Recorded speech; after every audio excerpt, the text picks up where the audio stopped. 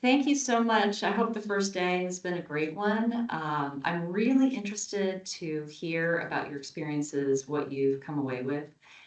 Actually, I'm sorry. So Daniel, do you mind coming up as well? Sorry, I just realized that I forgot to ask you.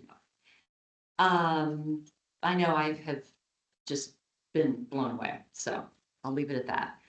Uh, I guess first and foremost, I want to, let me make sure I got yeah, just acknowledge how important our membership is. Uh, Throughout the organization's over 30-year history, none of this, the members are the bedrock of everything that has come, has happened, has come, is going to come in the future. So thank you so much for those who have supported us. The last few years have been a little rocky, but our members have been steadfast and we appreciate it. I want to take just a quick second to acknowledge a couple of people.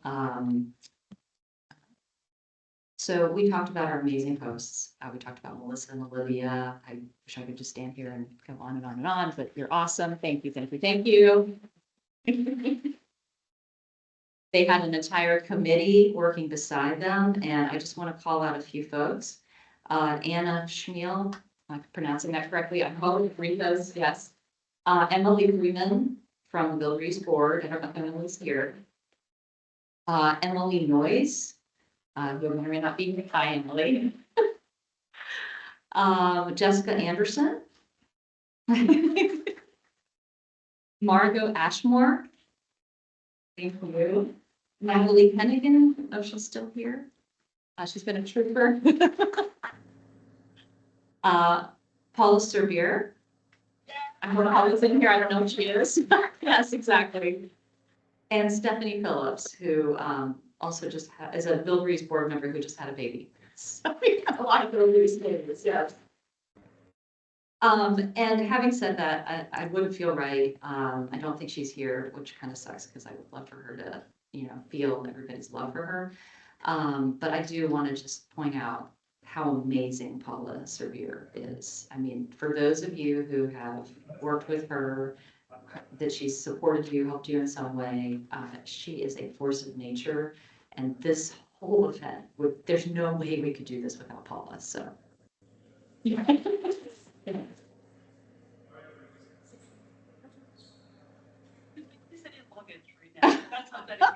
She never stops. Yeah, she's the Energizer Bunny. So again, thank you so much to our sponsors. I did want to, I think I forgot to mention this morning that if you have not met the folks from Paint Care, they are in the expo and would love to talk to you. I saw a lot of people talking to them today, so please take a few moments. I know they would appreciate that. Unfortunately, and then Kinley, is Kinley here yet? Thank God, okay. So obviously, please connect with Kinley as well, who is a board member of Build Reuse, if you didn't know that. Mannington, so I'm going to talk about this in a second, so I'm just going to leave that alone.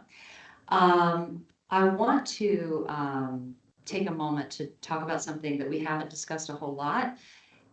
And I'm not going to get into a whole lot of detail about it, but I just want to sort of acknowledge it. How many in this room have heard of the grant that Build Reuse received called Seymour? Okay. So that stands for Construction Materials Opportunities to Reduce Emissions. And some folks know this has been a hell of a journey over the last couple of years to secure this grant funding. This was geared toward creating environmental product declarations for salvage building materials. And I just want to give a little bit of an update with the caveat that there's some things we can talk about, there's some things that we can't. So I'm actually gonna have to read it, so forgive me. So if you weren't aware, on January 15th, we were awarded a $6.7 million grant through the Seymour program. And this was funded through the Inflation Reduction Act. Of 38 selected projects, it was the only grant awarded in that program.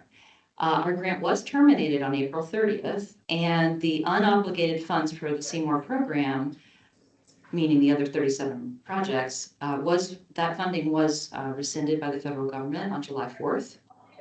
Interesting date. Upon termination of the grant, Build Reuse did secure pro bono legal services from Earth Justice, who has filed a lawsuit on our behalf challenging the grant termination. We are hopeful that our grant will be reinstated, but we are not able to really talk about anything further at this point. And we have been told that we should know one way or the other by the end of the year, so at least we won't have to wait too long. And then finally, for those who may not be familiar with Earth Justice, they are a nonprofit public interest environmental law firm whose motto is because the earth needs a good lawyer. And Build Reuse is incredibly grateful for all of their efforts on our behalf. So just again, for those that may be wondering what's going on. So I want to take a minute to talk. We're going to have some folks come up for our various committees, starting with Chris Fletcher with the Finance Committee.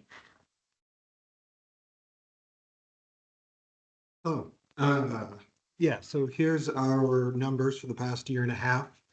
So you can see 2024, and it's probably on the 110, 108,000. That's probably double what it was 4 or 5 years ago. So during COVID, we kind of hit a pretty low point.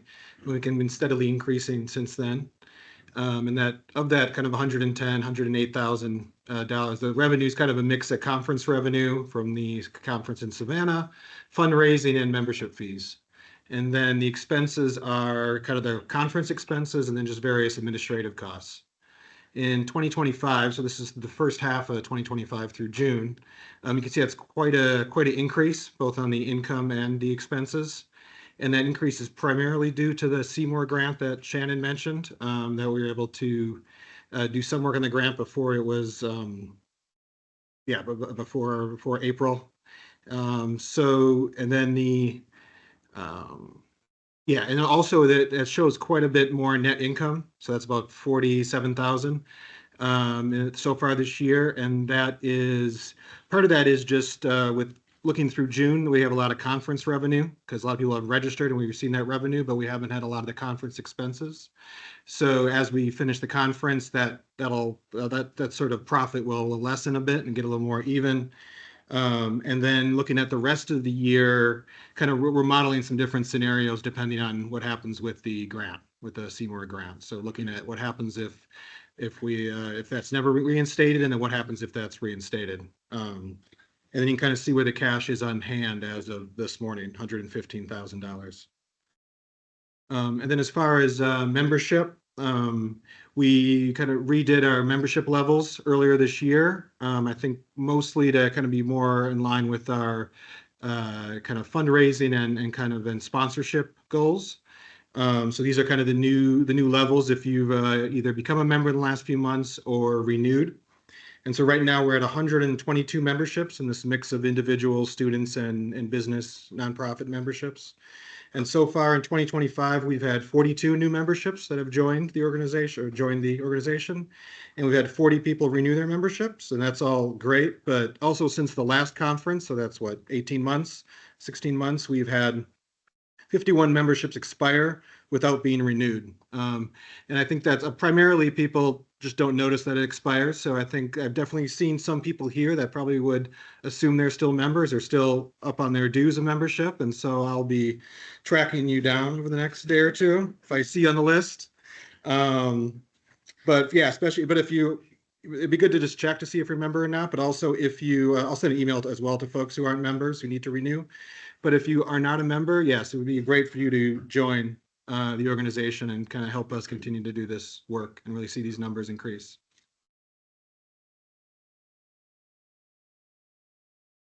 Kinley, want to kick us off?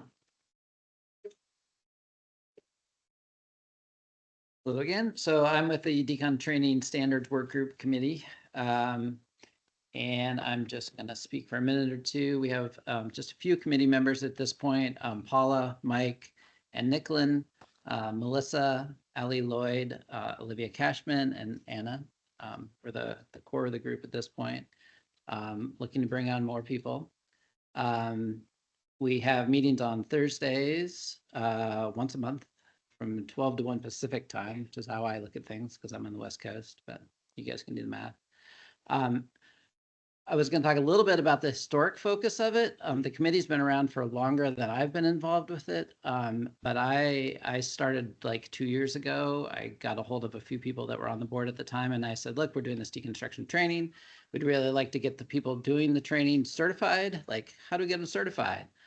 It turns out it was not a simple answer, and it's still not a simple answer, but the committee is working on that, figuring out the best ways to move forward.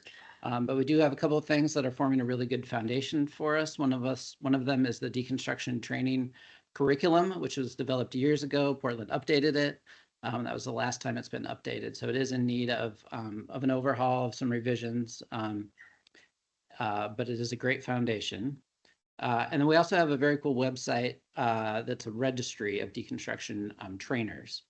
So we're really trying to get the word out about that too. If anybody's out there that's doing deconstruction training, it'd be great if you went onto the website and went ahead and registered yourself. There's a lot of questions in there to answer, so that somebody's going in and trying to find a trainer, they have information to make their decisions on. And if you're not sure where to find it on the website, you can come find me and I can help you locate it. But that's it for me for now. I'm going to turn it over to Anna, who's going to talk about the main project that the committee is working on right now. Thank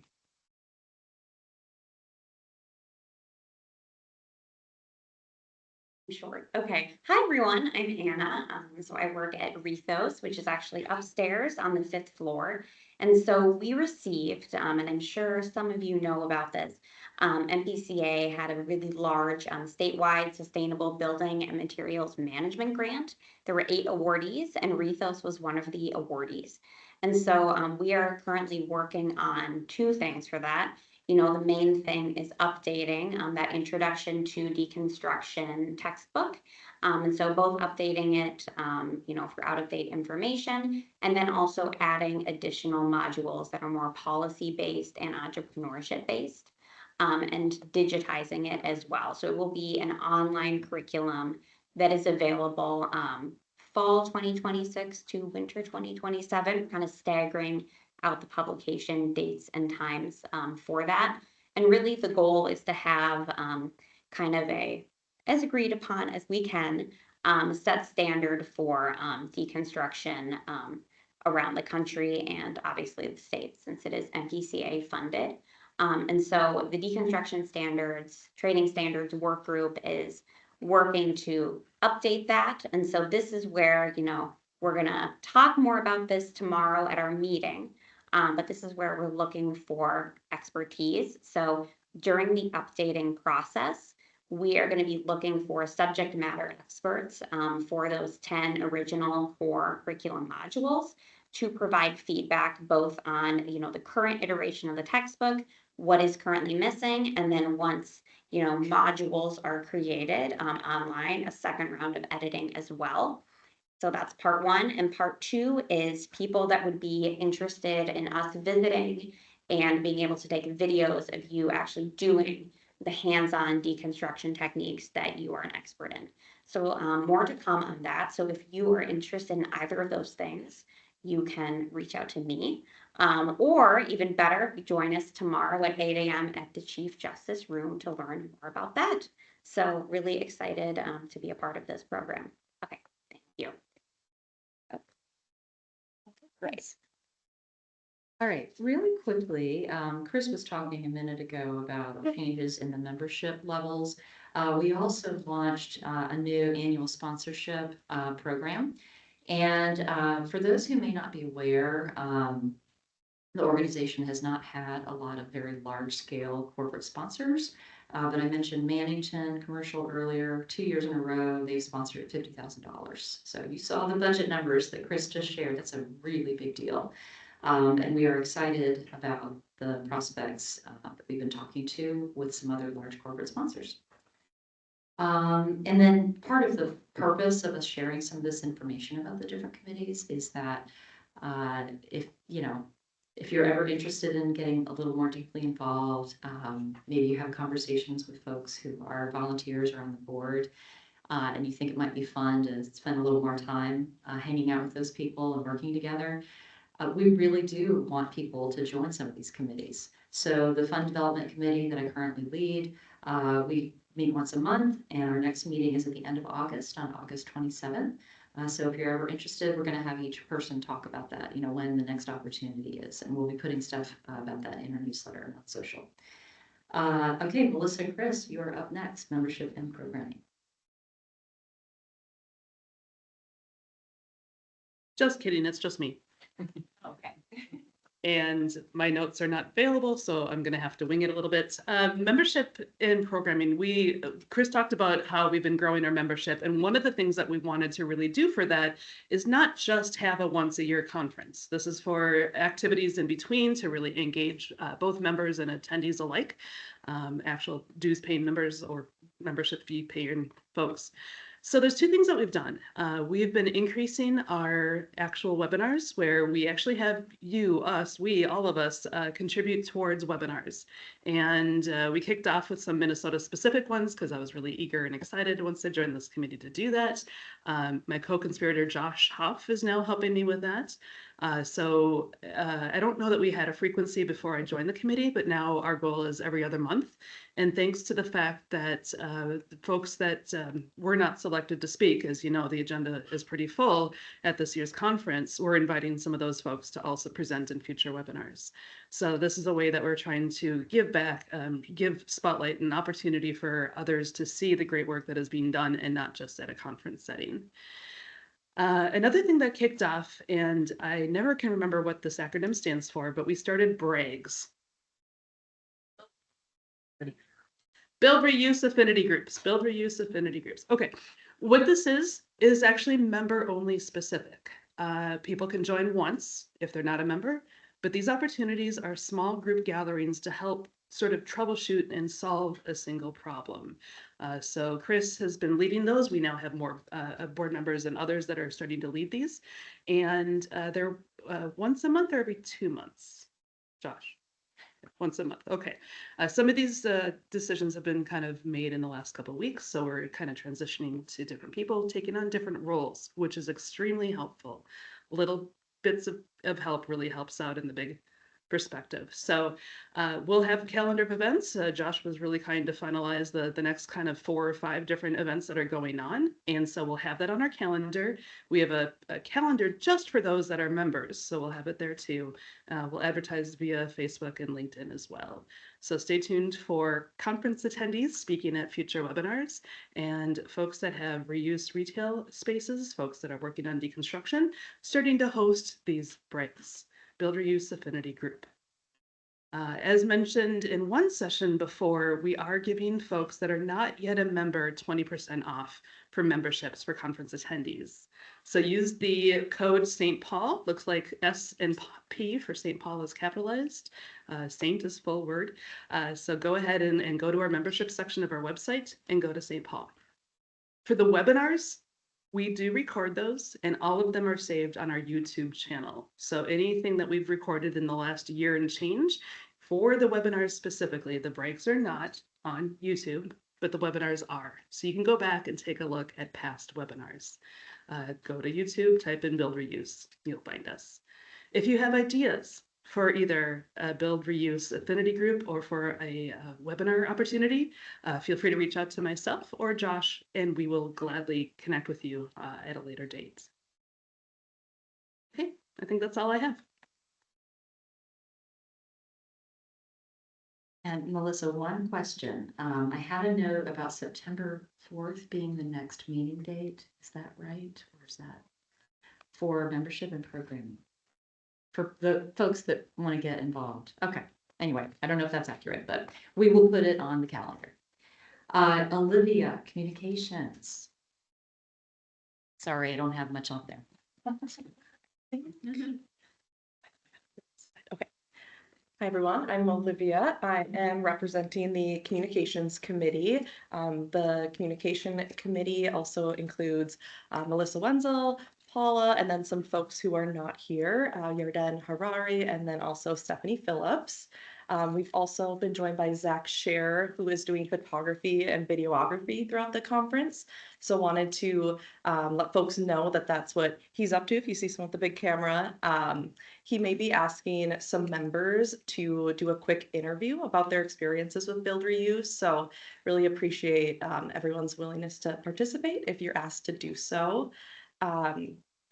The other update is our newsletter. Look for the newsletter usually on a monthly basis, but we have some kind of new structure to that. So look for different events where the breaks are and then committee meetings. For the communications committee, we meet on Fridays at 10 a.m. once a month. Our next meeting is on August 15th, so a week from Friday. We'll have some fresh ideas from the Build Reuse conference to go through. And I have one other update that I remember.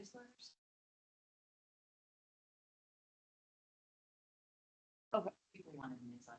Gotcha. So there will be a survey going out in our newsletter about what folks are looking for in that. So be on the lookout. And if you're not currently signed up for our newsletter, you can do so on our website. And then at the registration table, we also have information for where you can download our website and get all the info you need. Thank you so much. Luna? Question, is there a hashtag for this conference? Alright, just make hashtag and Build Reuse. Make it right, make it up, Eric. Build Reuse is the hashtag. Because in the past, we've had them for conferences. Yeah. Not officially, but hashtag Build Reuse sounds great. We forgot one thing. No, technically two. Water. We have water. Yes. Yes, we do. Hi everyone, my name is Luna Oiwa. I am a former board member of Build Reuse, and I've been spearheading the Build Reuse Wiki effort. And this idea really came from me starting out in the building material reuse community a couple years back and seeing all these different reports and studies and papers and resources related to reuse and wanting to kind of catalog them for myself and preserve them and then share them with other people. And that got me thinking, wouldn't it be great if there was some public webpage where everybody could contribute resources and we could all use that one page as a one-stop shop for all those different key pieces of information. And so this idea for a wiki started. And initially the idea was for Build Reuse members to be able to edit the wiki directly. And I got a committee started and started inviting people to edit this page, but it turned out that a lot of people didn't have the time or were finding the platform that we selected, All Answer, to be a little bit clunky. So they weren't using it, and it was a pay by user platform. So it didn't make sense to invite everybody to be an editor for the page. And so at this current moment, it's more myself and Melissa and Josh Hoff, and we are the primary editors of the wiki, and we're still open to updating the wiki resource based on resources that people send to us, but it's more like a centralized editing type model. But I wanted to show you where this wiki resource is on our webpage, the Build Reuse webpage, buildreuse.org, because I sent a survey out a couple months ago, and the survey was specifically about the wiki and asking questions about engagement and sections of the wiki that were important to people. But the primary lesson that I learned from the survey was that people are just not aware that this is a resource. So I think this is a really great opportunity to point it out and to say that this is a resource that it exists. It's about, I think, 30 plus pages at this point of content, like the different deconstruction policies that are out there and different build reuse related networks that are out there regionally and lots of other information. So I highly encourage you to check it out. And if you want to get involved, please feel free to reach out to info@buildreuse.org to provide feedback or resources so that this core committee can update it with additional resources. And you will also find updates about the wiki in the Build Reuse newsletter. I think that's most of what I wanted to cover. I guess the other big learning from the survey was that people are really interested in the policy section of the wiki in particular. So that's something that we're looking to build out further. And people were also still interested in having this become an actual wiki where people can edit. So we're also looking into platforms that are low cost that we could introduce into making this actually like a wiki type thing.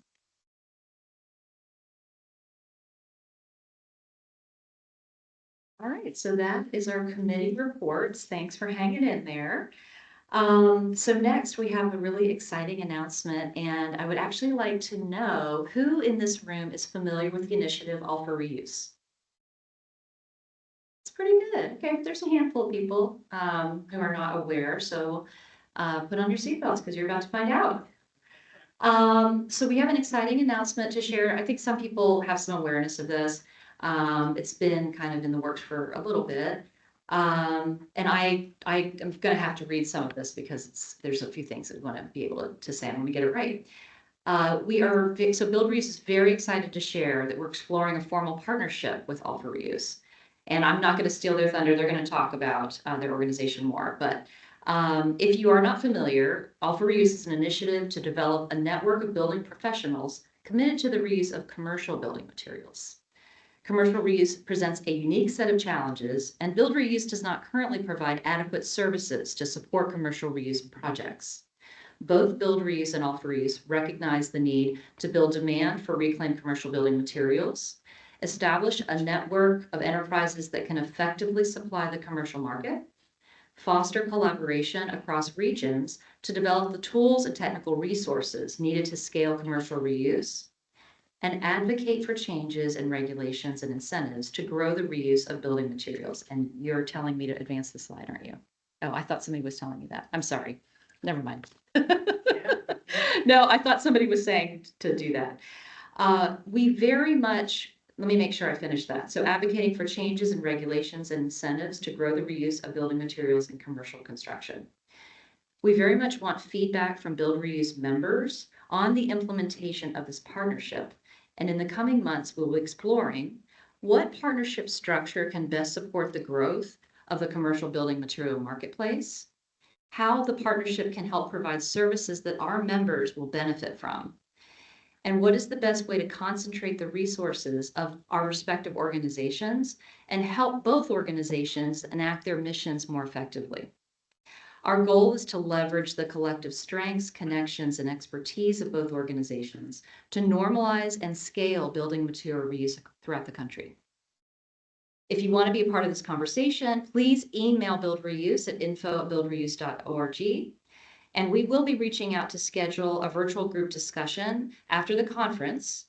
But you also are welcome to come find members of the Build Reuse board, as well as the All for Reuse board, who you're about to meet during the conference if you'd like to share your ideas before that. And now I would like to invite Andrew and Francis up. And Marcus, great.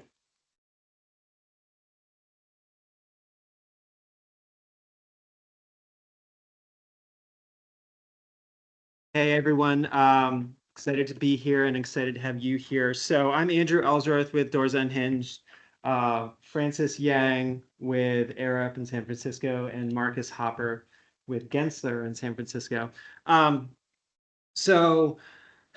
Wow, this is an exciting moment. Honestly, we started talking about this maybe a little over a year ago, where All for Use has been essentially just a volunteer-driven network and community that now I think we're excited to be hopefully taking another step to become a little more formal. So what we are is really kind of a buy reclaimed initiative and really driving demand for commercial materials because we have a lot of commercial materials, right? It's in terms of the overall amount of C&D waste, it's more coming from commercial than residential. And so this is a lot of volume, a lot of money and assets left on the table.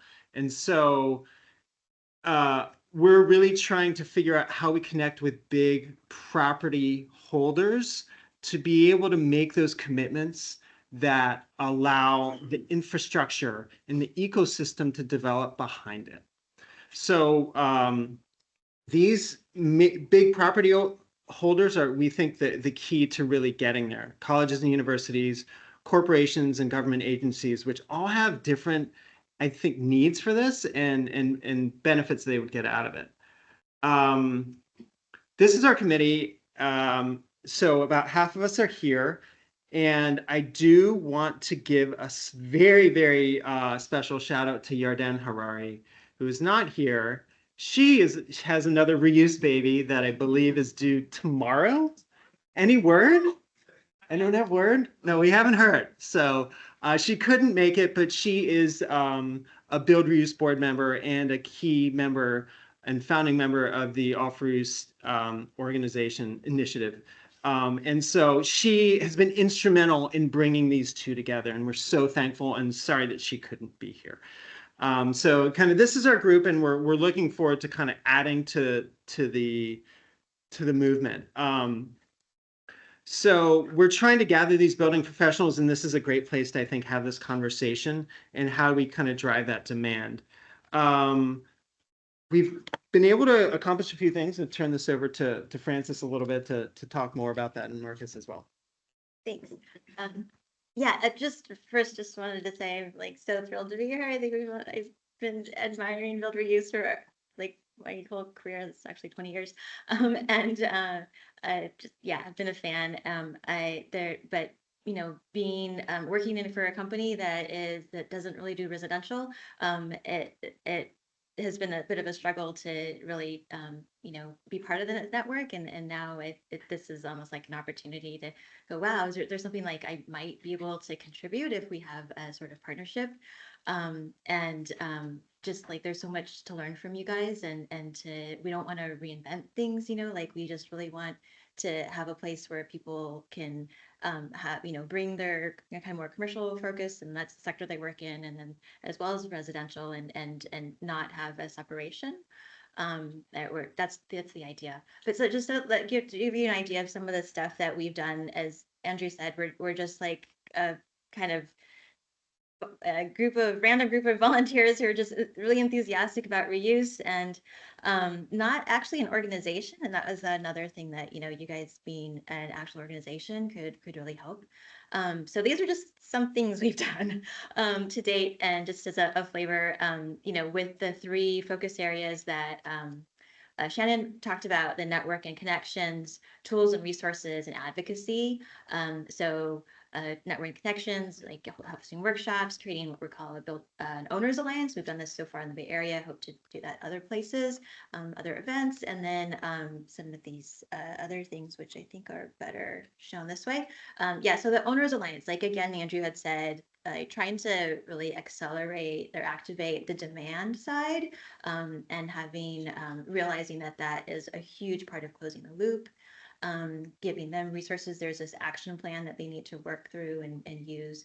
And then tools like the reuse ecosystem map, another Yarden's second baby, third baby.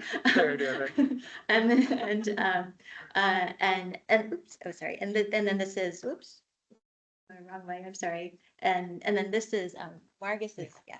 Well, yeah. So I think some of the opportunities that we found, you know, as we're looking at commercial materials, is that cities are also looking at it as well. And so we've had these opportunities. I presented this like 30 minutes ago, maybe an hour ago. But this idea of like creating these infrastructure systems. So when we start thinking about supply and demand, you know, we need to think about the infrastructure differently. It's not what we may have in our local salvage yards. It's a much more complex and larger system. So starting to think about that and partnering with our policy makers on that. I did want to jump back actually and just point out something. So we have under tools and resources like the Hennepin County Guide, which has been tremendous, but All for Use, I don't think takes credit for that, but we helped, right? We helped enable this. There was a great summit that was held at Greenville last November about the building the ecosystem just in Boston. And so that's not all for uses work, but we feel we're helping to activate that. And so that's kind of connecting and influencing that we think we're doing it. I don't want to steal any of the credit that goes to Hennepin County for the development of the Hennepin County Guide. I want to get to that in 1 second. I just want to say what I think we're particularly excited about in a potential partnership is, I think really having a partner with common vision and common goals. And I truly believe that these two, organizations, initiatives come together around that. Like, how do we expand reuse? How do we expand reuse beyond our current base? And the testament to the record number of people here is so fantastic. There is obviously some practical organizational support that we could desperately use, and just having just some of the basics. And I know Build Reuse is a mostly volunteer organization as well, and we're not here to kind of sap those resources, but hopefully bring a little more to it. And I would say lastly is like reach and legitimacy, that this is a real thing. Commercial reuse is a real thing, and having an organization like Build Reuse stand with us, I think just really extends our legitimacy and our reach to be able to kind of make this a real thing in this world and in this community. So I really want to thank you all for thinking about it, and really hope this is an open conversation. This is not something that's complete or done. We want to be really thoughtful about it, and we want to make sure it can also meet the needs of those that have been in the Build Reuse community for years and for decades. I did want to give one more plug. This is part of the MPCA Hennepin County work that's happening right now that we'll be presenting about tomorrow. But we're doing a training for reuse entrepreneurs here in here in Minnesota. We're in Ramsey. Right. Okay. To help foster new reuse enterprises. So it is focused in Minnesota, but it is not exclusive to Minnesota. We would love to have people from other parts of the country come in as well. And I'll be training it, which is you take that for what it's worth. It's going to be roughly November to May or June. 3 in-person gatherings here in Minnesota, and then a bunch of virtual in between to kind of bridge the winter months. Please come talk to me about it. If you're interested, you can grab this URL or this QR code to learn more about it on the website. We do have an application process. We're trying to keep it open as long as possible. So ideally September 30th, but if you need more time, just kind of contact us and let us know. And I'll turn it back over to Shannon, but thank you so much, and really appreciate it from all of us on All for Reuse. Thanks.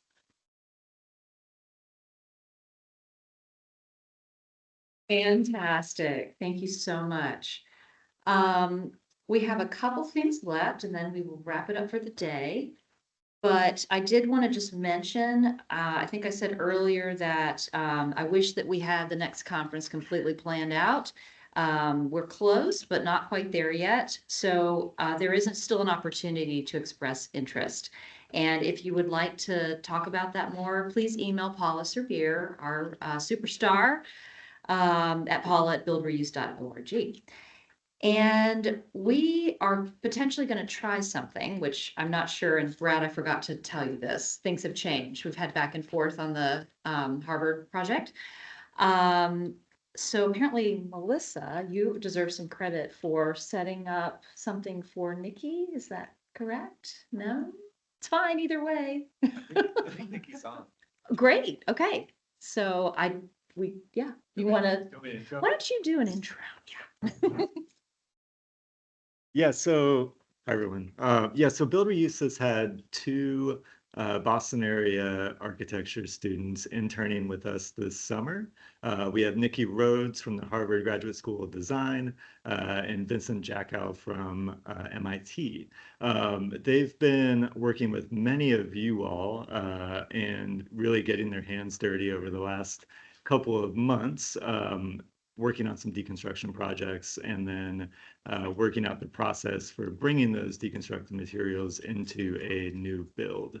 And their project this summer has just been fascinating. We have Nikki somewhere, and I'm afraid to press any buttons on the laptop to show him, but I think we can put it. Can you hear me? Up, right? Are you able to hear me? Okay. I can hear you guys. And it canceled. The travel gods intervened, and Nikki couldn't be here today. I am online. Let me know if you can hear me. If he isn't joining. Well, I know he can hear us. Oh. But we need him. We need him on speaker in the room, right?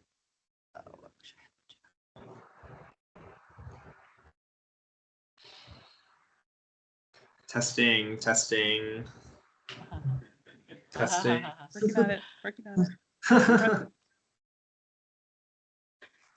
I'm gonna keep pressing even if it doesn't do anything. Yeah, why did it? I don't know if we have room audio. Oh, you have to select where you want it to go.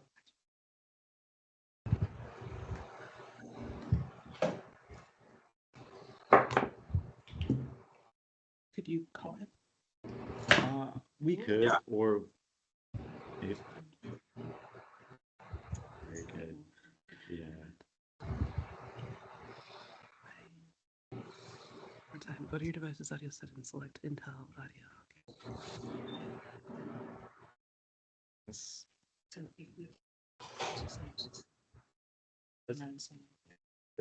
think Yeah. I think the better location. What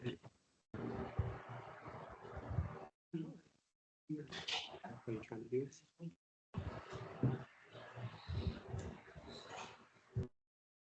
Nikki, can you speak?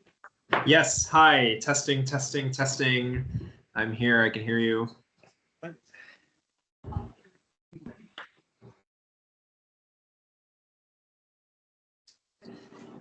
Any luck? Does this work? Can you hear me? Wake up to nobody here. Nope, we have a second.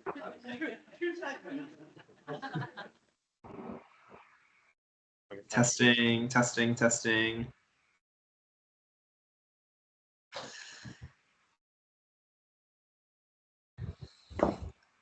I can hear Nikki, but I think it's just me. Is your yeah? I heard him laugh. You can hear me? You can hear me. I can hear you. Oh, you can hear me. Yeah, is it just me because you and I are on the call and they're on the... Yeah, maybe so. I'm so sorry about your flight. That stinks. Oh, yeah. I can hear Melissa yelling they're working on it, but she can't hear us. I'm not so sure. We can hear you. We can hear Nikki. I'm guessing you Oh, can't great. hear us. So follow if you Yes, Then we I will can hear. mute. You can We hear us? we can both hear you. Wonderful. Yay.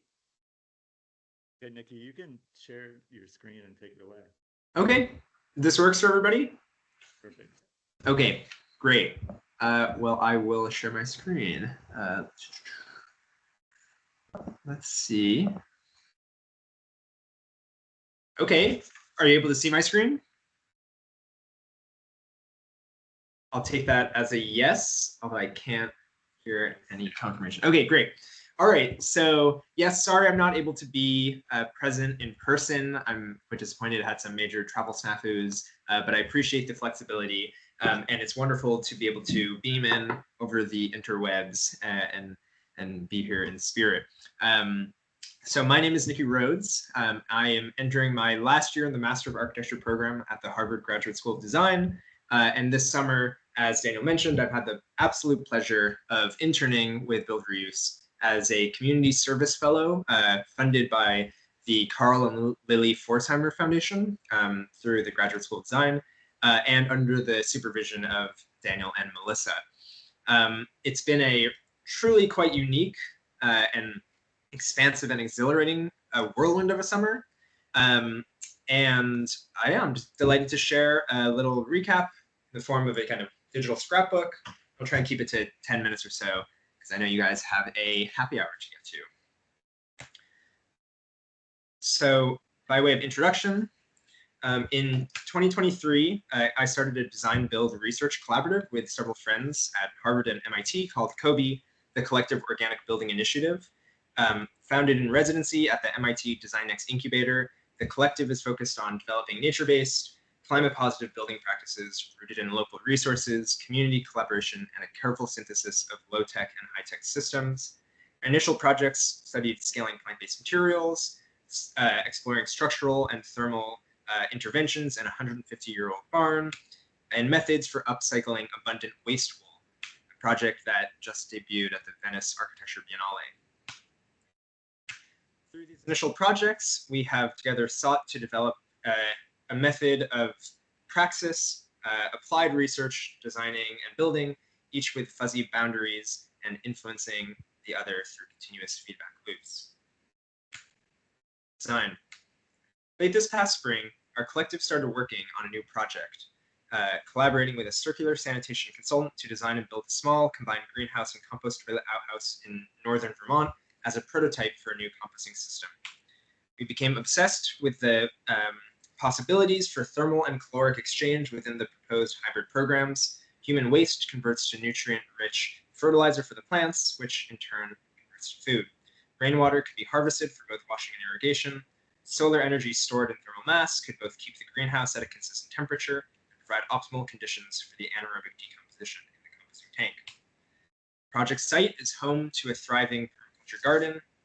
The prototypical composting system became the driving design concept, using waste as material input. Early on, we discovered an abundance of secondhand materials available nearby, as well as potential materials sourced from the site itself. We sought to design the greenhouse compost toilet as a closed-loop system and deeply embed reclaimed materials in the design early, not as an afterthought. The process was rapidly iterative and concerned with both finding overall forms responsive to the environmental conditions and details such as connections to non-standard materials and framing made of reclaimed lumber of unknown sizes. Prototype the structural framing design across media, experimenting at scale with joinery details, and keeping the design flexible enough to adapt to salvage materials found later.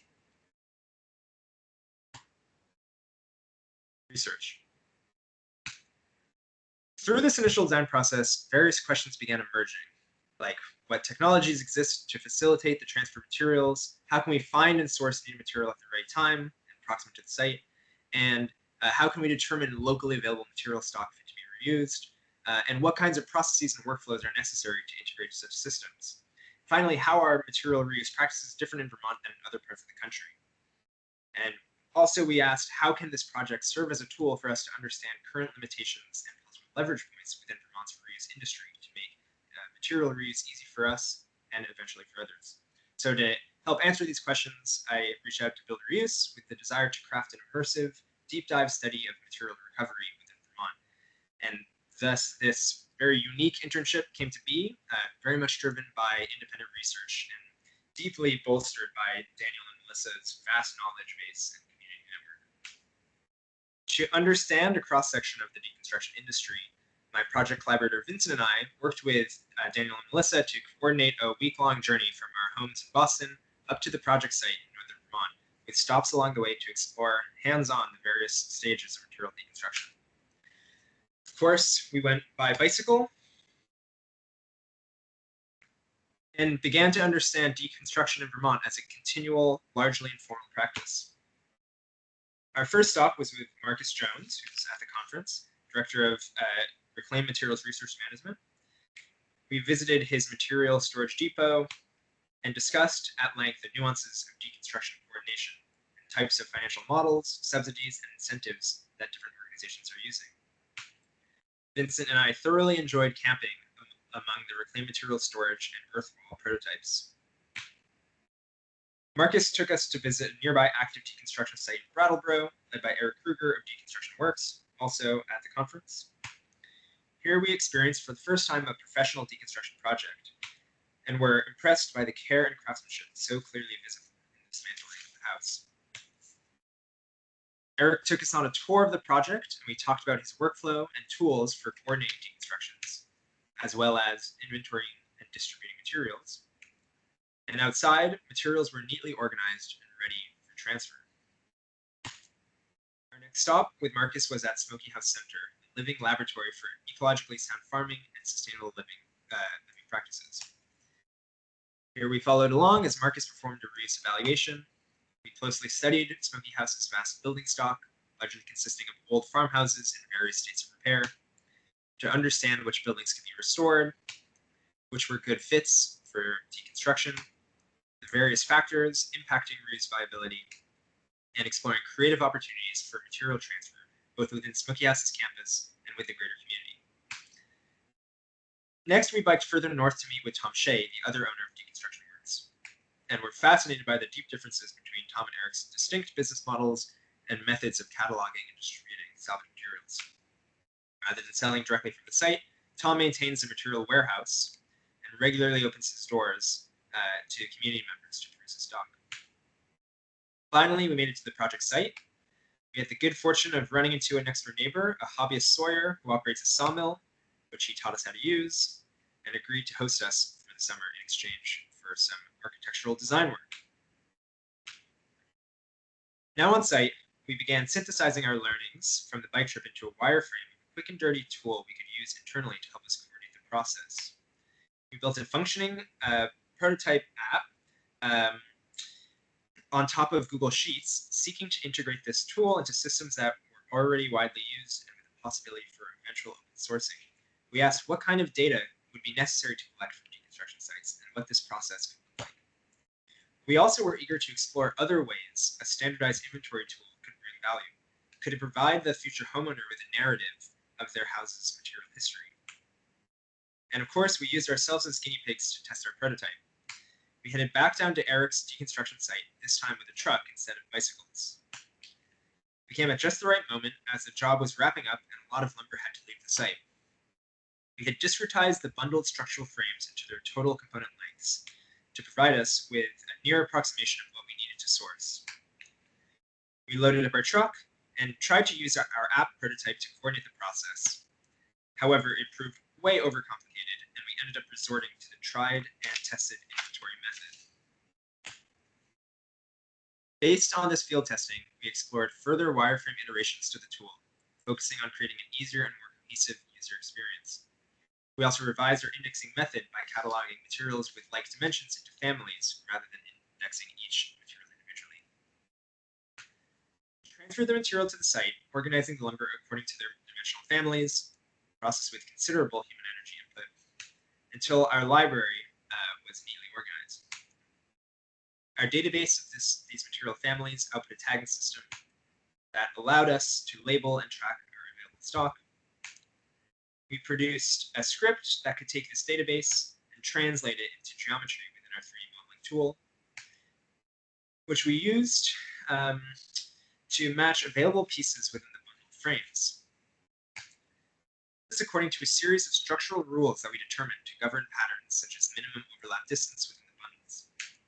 We studied wind loads and deflections to determine the optimum beam cross-section, scoring pattern, and supports.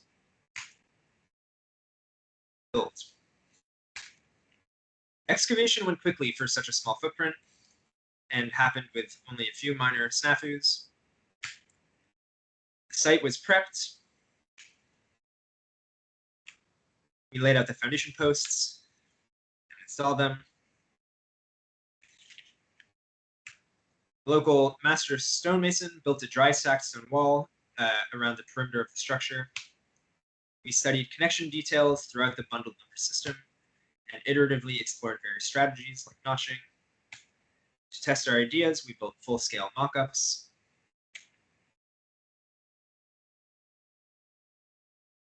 For the assembly of the final components, we invited up some friends, and we threw a work party.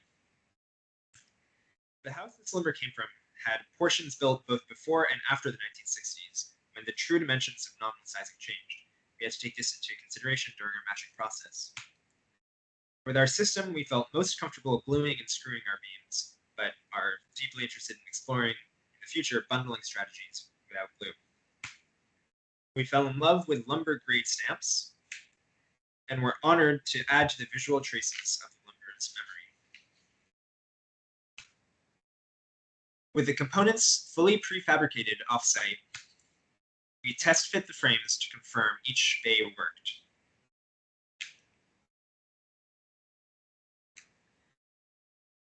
We figured out the phasing for the frame installation and bracing, identified a pocket of sunshine in an otherwise typical rainy Vermont summer, transported the bundled components to the site, and began assembling them. Assembly went quickly, and the bundled rafters fit snugly.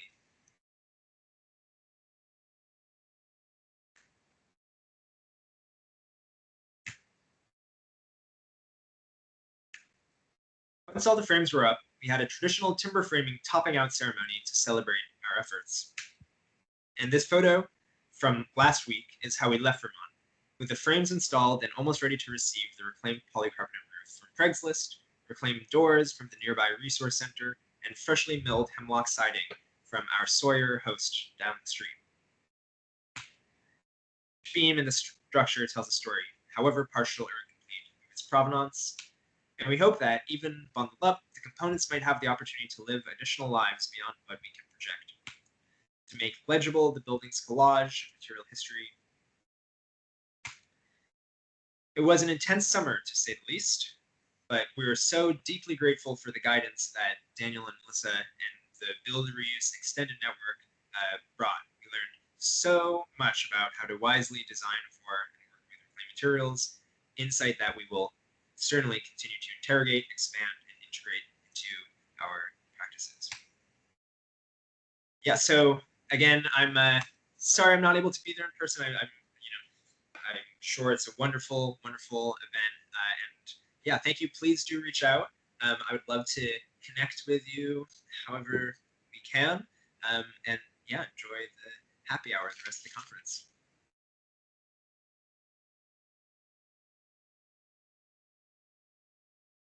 I guess I'll stop sharing. Thank you so much, Nikki. That was awesome. I want to just reiterate, Nikki, that was incredible. That was way more than I was expecting, and I can't believe how well you did that virtually. It was extremely impressive. I also just want to say, I just couldn't stop thinking about how exciting the future of reuse is. Thanks to folks like you. So amazing. All right. I hope I get to meet you in person soon. Yes, likewise. And thank you. I presumably that was Melissa talking. I don't know, I can't see. But Melissa and Daniel, thank you so much, so deeply for such a wonderful partnership this summer. Definitely hope to stay in touch. They're both smiling ear to ear. Okay. They're very proud. Take good care. Thank you.